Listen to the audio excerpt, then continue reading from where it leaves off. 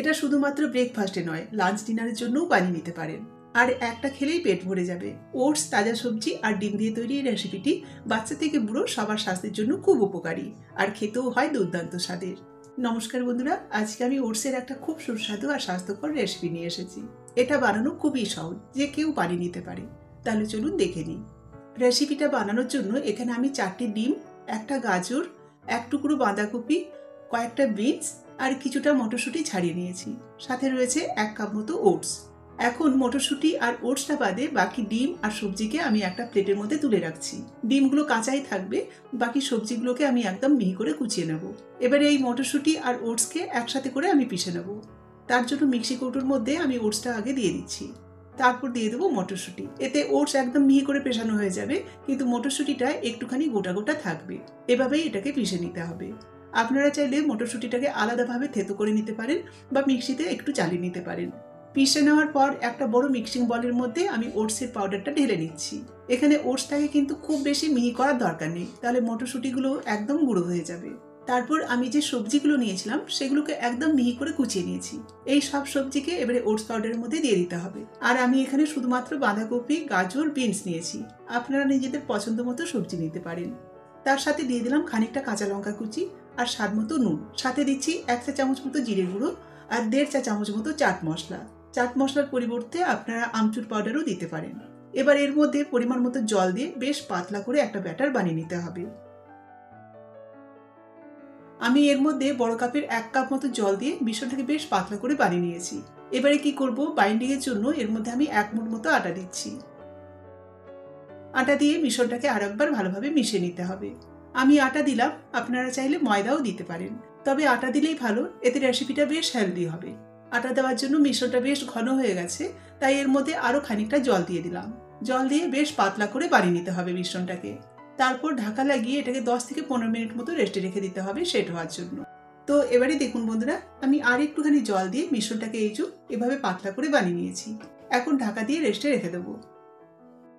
প্রায় মিনিট 15 পর ঢাকনাটা খুলে নিলাম। রেস্টে রাখার জন্য ওটস ফুলে মিশ্রণটা আগের থেকে ঘন হয়ে গেছে। এখন এর মধ্যে আর একটুখানি জল মিশিয়ে নিতে হবে। এই মিশ্রণটাকে বেশ পাতলা করে বানাতে হবে, যাতে প্যানের মধ্যে দিলে সহজে ছড়ানো যায়, সেভাবে একটুখানি পাতলা করে নিতে হবে। আর একটুখানি জল দিয়ে মিশ্রণটাকে বেশ পাতলা করে বানিয়ে নিয়েছি। এবারে আমি নাস্তাগুলো বানিয়ে নেব। তার জন্য গ্যাসে একটা প্যান বসিয়ে এর মধ্যে অল্প একটুখানি সাদা তেল দিয়ে চারপাশে ছড়িয়ে দিচ্ছি। এই নাস্তাগুলো খুব অল্প তেলেই তৈরি হয়ে যায়। এবার ওই মিশ্রণ থেকে 2 হাতা মতো মিশ্রণ নিয়ে প্যানের মধ্যে দিয়ে একদম পাতলা প্যানকেকের মতো চারপাশে ছড়িয়ে দিতে হবে। ছড়িয়ে দেওয়ার পর এবার ঢাকা লাগিয়ে এটাকে 2 থেকে 3 মিনিট মতো রান্না করব, যাতে ভালো মতো করে সেদ্ধও হয় আর তলা দিকটা বেশ ভাজা ভাজা হয়ে যায়।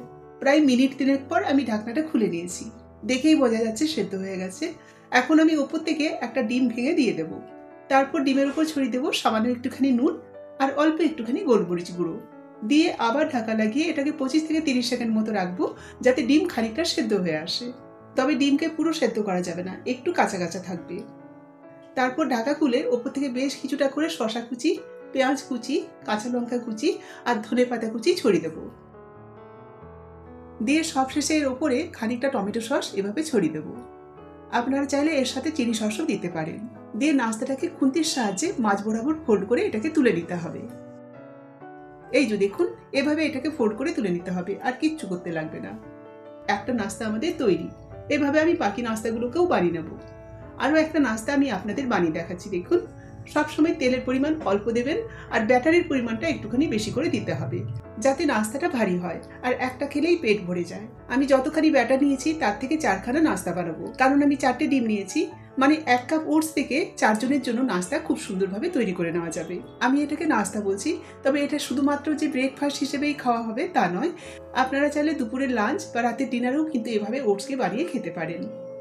এগুলো বানানো যেমন সহজ আর খেতেও হয় সত্যি ভীষণ ভালো, আর স্বাস্থ্যের জন্য তো অবশ্যই উপকারী। ওটস একইভাবে খেতে বোর লাগলে আপনারা একবার এভাবে ট্রাই করে দেখতে পারেন, আশা করি খুব ভালো লাগবে।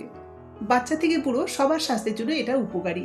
আর আপনারা যদি ডিম খেতে না চান, তাহলে ডিমটাকে স্কিপ করে একইভাবে এটাকে বানিয়ে নিতে পারেন। আর বাচ্চাদের টিফিন বক্স বা অফিসের লাঞ্চ বক্সের জন্য ওটসকে আপনারা এভাবে বানিয়ে নিতে পারেন। এর সাথে খাওয়ার জন্য আর কিচ্ছু লাগবে না, এগুলো এমনিই খাওয়া যাবে। ভীষণ ভালো হয় খেতে, আপনার বাড়িতে অবশ্যই ট্রাই করে দেখবেন।